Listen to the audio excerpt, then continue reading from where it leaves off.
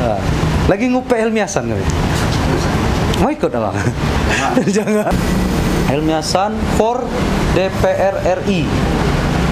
Dari kacamata Mas sebagai tokoh pemuda Bengkulu, ya. Itu kayak apa? Apa dia layak untuk menjabat itu semua? Maksud saya bukan semuanya dia jabat gitu loh. Dari 4 itu, apa layak Helmi Hasan di situ? Oh, sempat diisukan jadi menteri, layak nggak jadi menteri? Kalau layak, menteri apa? Layak nggak jadi wakil presiden? Helmi Hasan ini sudah akhirat sentris. Oh. Jadi kalau sudah akhirat sentris itu tinggalkan kekuasaan.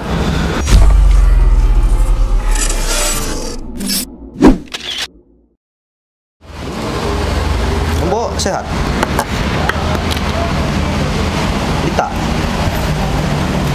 Hah? Kayaknya banyak kegiatan. Ini saya bersama tokoh pemuda Bengkulu. Provinsi apa kota? Provinsi. Provinsi. Baca kalau? Baca kalau. Mas, Siap. kita langsung pokok masalah. Jadi, Ini Mas Wibowo Susilo. Beliau ini tokoh pemuda Bengkulu seperti saya bilang tadi, ya. Ya, sekretaris FKPT ya. ya. Forum Koordinasi Pencegahan Terorisme. Nah, juga aktivis, ya, dan penggerak media. Wah, penggerak media. Bukan hanya pemilik media, tapi penggerak media juga. Banyak nih kan. Ambillah kalau Om gawe Bengkulu nih. Saya biasa manggil beliau nih Om. Ya. Nggak usah Bung kan? Om. Siap. Ini lagi bahasan soal Ngopi 2024. Ngopi 2024, ngobrolin politik 2024.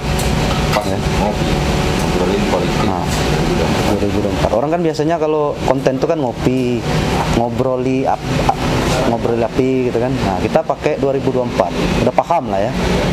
Dan kita nggak ngomongi presiden.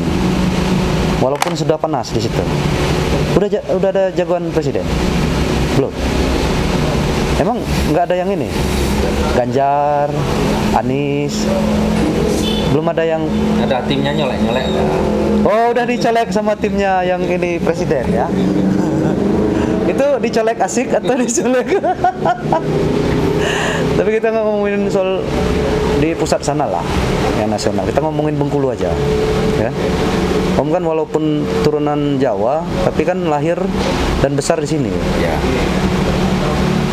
Saya di Ketahun Bengkulu Utara.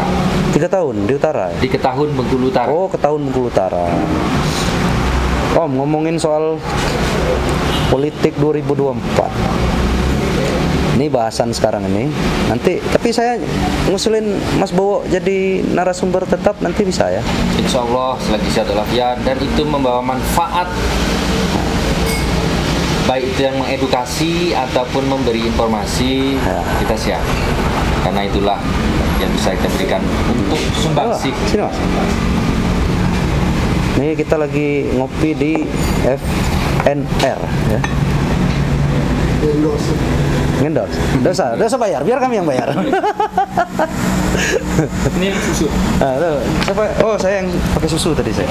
Saya ada susunya. Nasi goreng lagi satu lagi ya, Pak? Ya. Dulu. Kita mau ngupe ini kalau bahasa Indonesianya ngumpat ya. Iya kan? Ngumpat. Menggibah. Tapi dalam artian positif ya. Kalau mau dipikir negatif terserah. Ngupei Helmi Hasan yang kayaknya labil. Helmi Hasan labil, tanda tanya. Saya mau tanya sama Mas Bowo ini. Kemarin Helmi Hasan ngomong ada isu berkembang dia bakal jadi menteri karena adiknya Ketua Umum Partai Amanat Nasional Pusat, Bang Zulkifli Hasan. Ada peluang dia menjadi menteri. Hitungan bulan berubah lagi. Yang itu kita bahas tadi kan soal isu nasional tentang pencalonan presiden untuk 2024. Helmi Hasan digandengkan, nah, sempat ada beredar foto. Itu siapa yang buat foto ya? Kamu tahu? Digandengkan dengan Anies Baswedan sebagai wakil presiden untuk 2024. Berapa bulan lalu keluar lagi Helmi Hasan for DPR RI. Baru-baru ini berubah lagi. Helmi Hasan mau mencalonkan gubernur Bengkulu lagi. Ini dari kacamata Mas. Kacamatanya nih plus apa minus? Dari kacamata Mas sebagai tokoh pemuda Bengkulu, ya. Itu kayak apa? Yang kayak gituan. Jadi nggak panjang lebar ya. Kalau soal politik itu kan hak asasi. Asasi. Hendak jemu lah. Tapi soal siapa yang berhak kita komentari itu salah satunya adalah pejabat publik. Jangan jadi pejabat publik kalau nggak mau diumpe, apalah namanya digibah. itu kan, digibah. Jangan jadi pejabat. Kalau Pak Presiden itu gitu ya? tiap hari mungkin diumpe orang. Tapi ya itulah risiko dari seorang pejabat publik ya. Kalau kita ini siapalah kan. Kalau saya melihatnya Pak Helmi ini wali kota terlincah di dunia. Nah, terlincah konotasinya positif atau negatif? Sudut pandang masyarakat yang terserah. menilai, kan? Oh ya. Saya Oke. cerita dulu Kenapa saya katakan lincah. Beliau ini wali kota yang rajin melawan, rajin membangun silaturahmi Oh, ya. ke berbagai kepala daerah. Itu muji. Ya perspektif masing-masing ya. Oh, perspektif. Saya bilang lincah tadi kan. Nggak dibayar? Beliau ini Dia kan nggak muji. Beliau ini wali kota Oke. terlincah di dunia gitu. Karena kesana kesini MUU banyak banget MUU kota. Mungkin MUU paling banyak itu MUU wali kota Bengkulu dengan kepala daerah lain. Itu masuk rekor nggak? Nah, saya pikir ini perlu Dikasih wartawan rekor, perlu ya? data ini kan. Iya. Nanti minta datanya ke Kominfo, jadwal Pak Wali Kota, kunjungannya kemana saja. Nah, itu kalau memang memenuhi kriteria untuk direkor murikan, nggak apa-apa. Oh bisa di Ya, rekor. bisa direkor Paling murikan. banyak ini ya. Ya. Tuh gawean tuh. Wali untuk- Kota terlincah ya. Ah. Nah, tetapi kan kalau soal kita memaknai lincah ini apakah bermanfaat dan bermaslahat untuk kota Bengkulu, yaitu perlu riset gitu nah. Masalah riset. By data kan. Oke. Artinya korelasinya apa, hubungannya apa, manfaatnya apa itu kan perlu disinkronkan dengan visi misi beliau dulu Oke. waktu mencalon sebagai wali kota. Karena beliau seterusnya masih wali kota aktif. Artinya apa? Ada jabatan yang melekat pada diri beliau.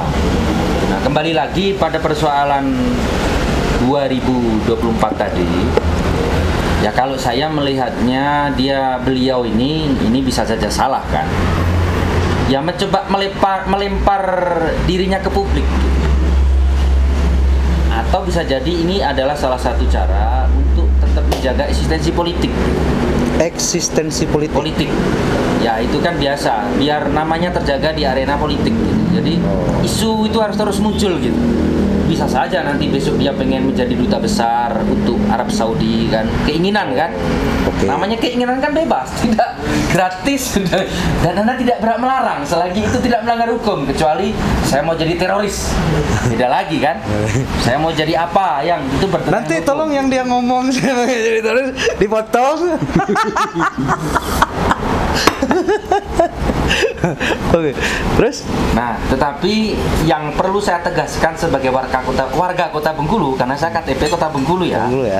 Oke. Ya, ayolah tutup kepemimpinan ini dengan sebaik-baiknya. Dengan prestasi ya. Ya, tentulah nggak perlu lagi kita jelaskan dengan Ya. apa sebaik-baiknya itu ya tentu. Yuk coba review kembali apa janji saya dulu, apakah di ujung jabatan ini sudah berapa persen terwujud? Kalau mau total rasanya nggak ada itu. Nggak ada yang sempurna ya. Mungkin itu kan. Tapi minimal ya mendekati lah gitu. Mendekati. Karena sebentar lagi beliau akan menghabiskan masa jabatan dan tidak bisa lagi menjadi wali kota Bengkulu. Nah, maka tinggalkanlah yang baik-baik untuk kota Bengkulu, buka kembali file janji-janji politik, omongan-omongan yang itu direkam itu.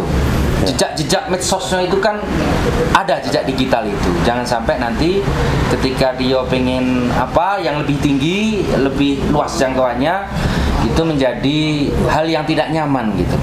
menjadi fitnah dan orang berprasangka yang tidak baik. Karena saya melihat itu masih ada beberapa janji-janji politik, omongan-omongan yang bersifat ya menjanjikan lah untuk masyarakat. Apa saja itu yang tahu beliau. Karena kalau kita mau buka jejak digitalnya sangat banyak sekali ya.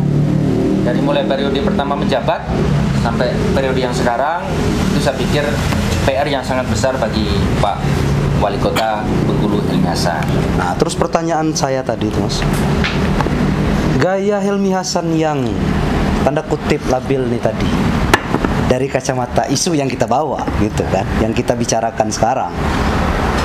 Dia nih sebenarnya kalau menurut Mas dari 4 kategori yang saya sampaikan tadi, apa dia layak untuk menjabat itu semua?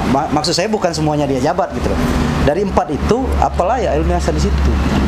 Ya kalau bicara CV ya, CV itu daftar riwayat hidup ya, tentu udah cukup punya pengalaman. Mau ngerokok aja Mas. Ya. Ini channelnya bebas aja. Karena beliau itu punya pengalaman di legislatif, eksekutif, juga mantan aktivis. Dan pendakwah tanda kutip ya. Dakwah. Beliau kan tiap apa-apa kan nyebut ayat-ayat suci Al-Qur'an, hadis, macam-macam lah. Pendakwah tapi bukan ustadz. Ya itu. Dia pernah bilang sama saya bukan ustadz. Ya, yang jelas yang saya dengar dia itu juga ngajak orang ke masjid, ngajak orang ini itu ya. Itu kita anggap sebagai seruan yang baik lah. Secara CV sudah cukup memenuhi. Wakil Presiden sudah memenuhi. Wakil Presiden. Ayo kita ini kan dulu. Jadi, kalau untuk Wakil Presiden, saya tanya dari ini dulu. Awal dulu sempat diisukan jadi menteri, layak nggak jadi menteri? Kalau layak, menteri apa? Kalau menurut saya apa? Itu tadi ada yang nyinggung penonton tadi, ngomong janda tadi. Oh, menteri menteri janda maksudnya? Emang ada? Ada itu Pak. Hah? Janda itu.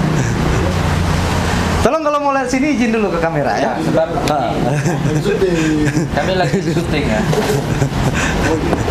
Mau masuk kamera? Lagi ngupe Helmi Hasan kami. Mau ikut abang? Jangan, tidak dibayar kelak lah. Oke Om. Jadi kalau Helmi Hasan jadi menteri ya tentu layak tidak layak Om. Karena jabatan menteri itu kan jabatan politik gitu. Bukan jabatan prestasi gitu. Jadi artinya siapa saja yang punya kans itu peluang ya, bukan soal kemampuan lo ya. Oke. Nggak ada masalah. Ada kansnya. Ada kansnya. Kakaknya menteri, kakaknya ketua partai. Oke. Artinya jalur politiknya itu ada gitu. Oke. Untuk menjadi seorang menteri. Soal layak tidak layak, ya itu prerogatif presiden dan hak publik untuk menilainya. Tapi secara politik beliau punya garis untuk ke sana. Ada garisnya. Ada garisnya. Ini bicara popularitas atau bicara yang lain deh? Apa ininya? Layak nggak jadi wakil presiden? Nah, kalau bicara layak apa tidak layak menjadi presiden itu kan subjektif Om. Subjektif. Maksudnya? Subjektif itu kan ya penilaiannya bisa dikatakan tidak objektif lah. Kalau kita ngomongin dia layak apa tidak layak. Karena nanti ketika saya ngomong wah tidak layak, pasti ada yang ngomong layak. Kansnya ada nggak? Kansnya itu yang agak berat menurut saya kan. Apa beliau belum belum terkenal di kancah nasional atau? Kalau menurut saya Helmi Hasan sudah cukup terkenal karena beberapa isu Bengkulu ini kan sudah cukup menasional. Dari mulai sholat berhadiah dulu yang gagal kan, itu kan sudah cukup melambungkan nama beliau. Ini bicara popularity ya, populer ya. Orang tahu Helmi Hasan, wali kota Bengkulu itu sudah cukup banyak. Dengan gebrakannya, salah satunya dulu sholat berhadiah yang gagal, itu udah cukup. Walaupun gagal, tapi namanya ya, ini bicara popularitas kan. Popularitas tadi ya. Jadi untuk popularitas saya pikir untuk seorang level wali kota bisa menasional itu Helmi Hasan itu salah satunya. Jadi popularitas oke lah dia. Oke. Kalau kemampuan? Nah, kalau kemampuan ini ya balik lagi nilainya sangat subjektif kan. Karena bicara wakil presiden itu yang diurusi negara. Yang saya tanyakan layak atau tidak? Tapi Kalau saya pribadi menilainya ya Atau milihnya atau iya atau tidak itu. Layak atau tidak? beliau ya mungkin kalau jadi menteri boleh lah. Boleh lah. Kalau wakil presiden kayaknya masih perlu jam terbang. Oh, harus jangan ada jam. Karena presiden ini kan wakil presiden mendampingi presiden gitu. Mengurusi urusan dalam negeri. Yang prioritas kan dalam negeri. Oke. Kalau beliau untuk urusan antar kota kan sudah cukup kan. Sudah sowan kemana kesana sini. Cuma untuk ngurusi antar provinsi, ngurusi para gubernur, ya ini mungkin perlu jam terbang lagi lah. Ditambah lagi apa jadi gubernur dulu, jadi DPR RI dulu kan. Biar dia kan seorang aktivis yang dikader gitu. Biar paham, oh ini kaderisasi itu harus bertahap berjenjang. Jangan langsung melompat. Nanti kalau melompat nanti bisa terpeleset. Mending kayak Jokowi jadi gubernur dulu gitu. Ya, itu kan jelas tahapannya gitu. Kalau wali kota langsung ke presiden, nanti terpleset. Nanti ini aja gubernur aja kalah apalagi. Ini ada biarin aja, saya nggak takut. Nah, kan itu kan benar, faktanya memang gagal. Pernah gagal. Berarti kan belum beruntung. Tapi masih punya peluang Ya. Peluang untuk mencalon lagi. Oh, itu yang ketika orang mencalon berarti punya peluang terjadi. Jadi masih beberapa tahapan lagi kan? Tahapan lagi. Kalau DPR RI layak enggaknya udah jelas lah ya. Pasti dia karena udah pernah nyalon gubernur dengan suara yang segitu banyak. Beliau sudah pernah jadi anggota DPR provinsi. Artinya kalau secara jenjang politik memang sudah layak untuk dulu di DPR RI. Cuman bicara itu kan bicaranya kekuatan partai politik. Kekuatan ya? Karena DPR RI kan partai yang usung kan. Itu bicara kekuatan partai politik PAN hari ini untuk menyongsong pemilu 2024. PAN hari ini punya 2 kursi kan? 2 kursi. Nah, apakah dengan 2 kursi ini bisa mengejar ketertinggalan yang cukup ini kan? Meskipun masih punya wakil. Oke. Ya. Pun kita bicara soal gubernur layak tidak layaknya udah kejawab lah ya. Artinya pun dia kalah masih suaranya ya juara tapi nomor 2. Yang juara nomor 2. Dia peringkat 2 gitu kan. Tapi sebenarnya nih kalau dari analisa Mas sendiri ya, dari 4 kategori yang sempat diisukan soal Helmi Hasan calon di mana yang paling pas apa? Sebenarnya kalau saya melihat itu begini Om, Pak Helmi Hasan ini sudah akhirat sentris. Jadi kalau sudah akhirat sentris itu tinggalkan kekuasaan, biar tidak merusak nama beliau gitu. Jadi kepalangan sudah kita dekat dengan yang bawa akhirat itu, ya jangan lagi mendekati kekuasaan. Artinya kekuasaan ini nggak bicara akhirat? Ya, bukan begitu. Tapi kan saya melihat aktivitas beliau itu kan jadi wali kota sudah tidak sesibuk selayaknya seorang wali kota lagi. Yang ngantor, yang nerima kunjungan apa-apa itu kan sudah banyak didelegasikan kepada Pak Wakil. Ya. Artinya kan mungkin beliau sudah akhirat sentris, sudah berorientasi kepada akhirat. Ya sudah nggak usah lagi ke politik. Kepalangan buat pesantren, buat apalah gitu, daripada nanti dia sudah jadi misalnya gubernur masih sering keliling-keliling lagi, pekerjaan diserahkan ke wakilnya yang capek pergi ke sana ke sini kan, aja amanahnya sebagai umarok tidak dilaksanakan dong. Kalau memang jadi ulama niat ya sudah bangun pesantren, jadi pendakwah, tinggalkan kekuasaan. Tapi bukan berarti kalau jadi ulama atau kiai pada ini nggak bisa ngurusin kekuasaan ya? Lah iyalah, ini kan soal pilihan gitu. Saya kan melihat dari jam terbang beliau selama jadi wali kota yang periode kedua ini kan lebih banyak keluar, lebih banyak ngomongin tentang agama ketimbang tentang membangun kota gitu. Oh, lebih baik jalan rusak apa, kalau di periode dulu kan masih semangat 1000 jalan mulus segala macam dan itu dirasakan oleh masyarakat. Kalau yang periode keduanya ini kan agak kurang program-program yang itu bermanfaat secara langsung untuk masyarakat. Contohnya penataan apa itu kan sekarang lebih banyak apa ya, Pak Wakil malah yang berperan menjadi wali kota gitu. Saya kan melihat dari jadwal, kalau Pak Gubernur itu kan hampir setiap hari aktivitasnya ada sebagai gubernur. Entah itu menerima tamu, entah itu ini, itu. Nah, Pak Wali Kota ini kan intensitasnya sudah agak kurang. Apakah beliau tidak lagi punya selera untuk menjadi seorang pejabat publik? Atau memang sudah benar-benar mau meninggalkan arena kekuasaan ini? Kalau saya pribadi berharap beliau nggak usah lagi ke politik.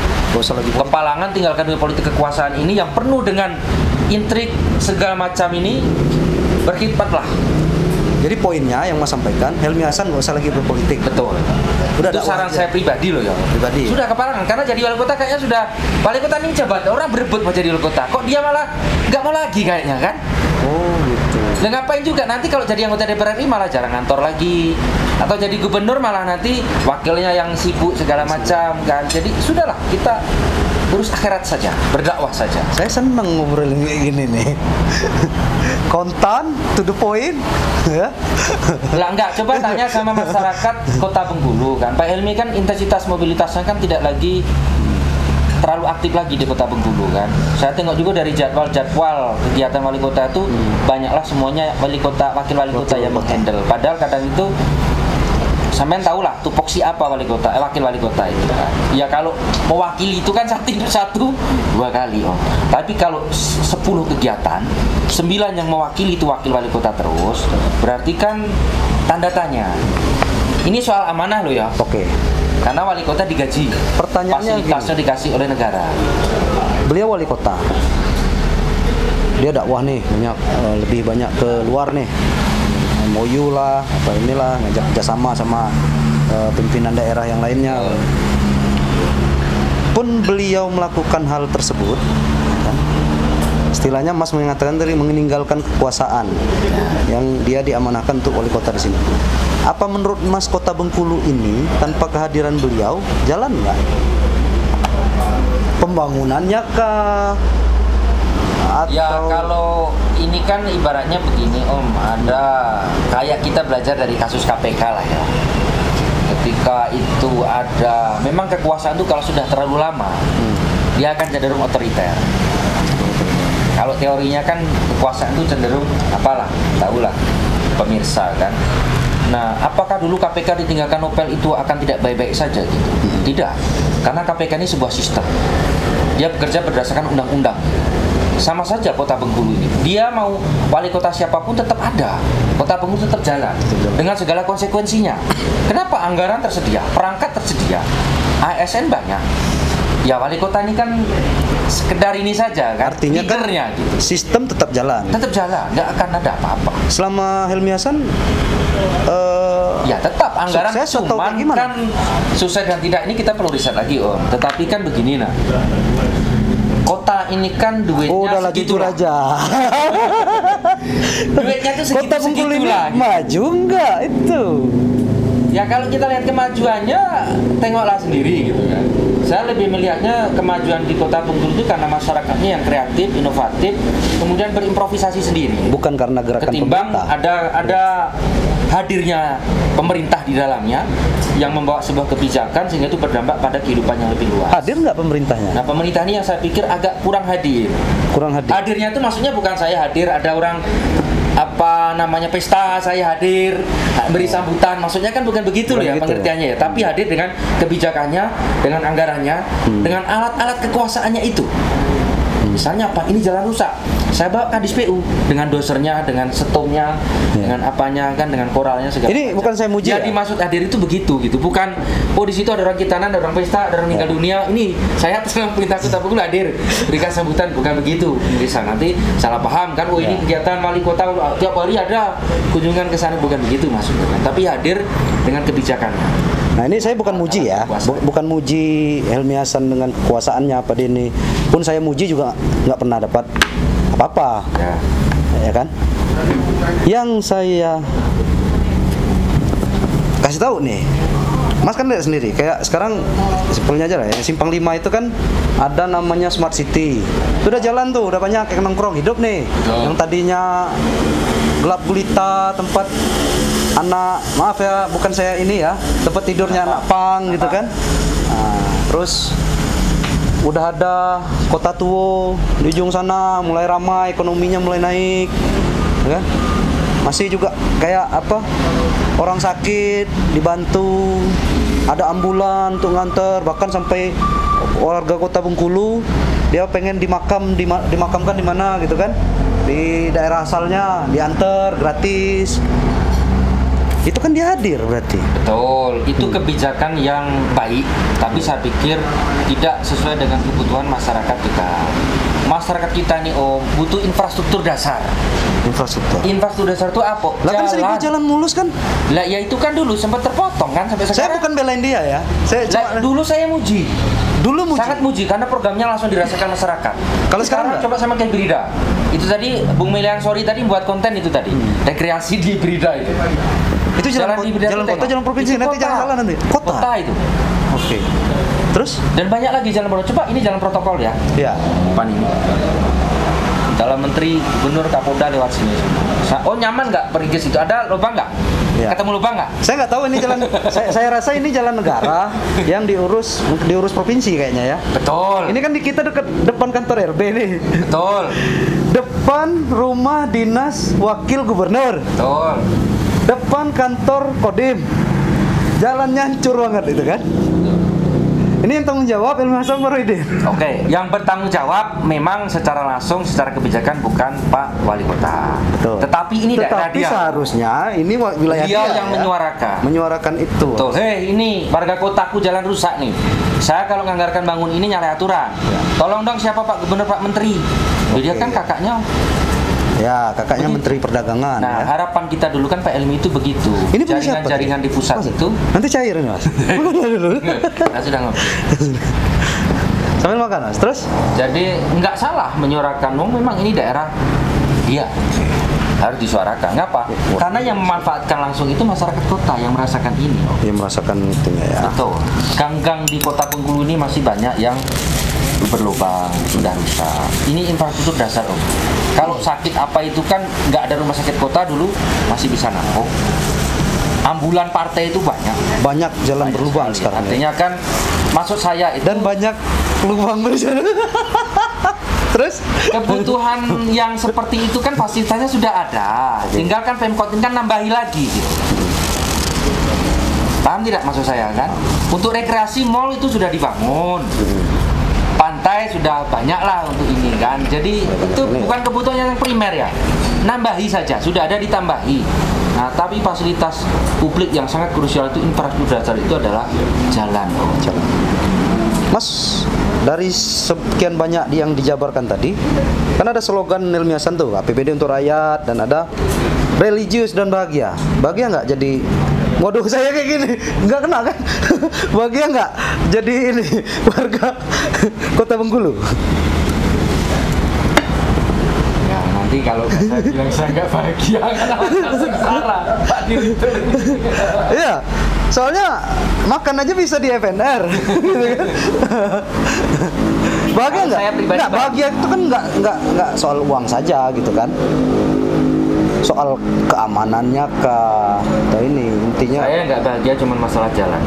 jalan. Jalan. Kalau yang lain ya kita sadarlah dengan kemampuan APBD kota. Makanya kan kita punya itu APBD yang ada itu kan harusnya skala prioritas. Skala prioritas itu adalah infrastruktur jalan. Rumah sakit sudah banyak, di Bengkulu swasta ada, negeri ada, ambulan sudah banyak. Ya kalau segera antar jemput itu saya pikir bukan kita itu program yang baik, tapi kurang tepat dengan keadaan kota seperti saat ini.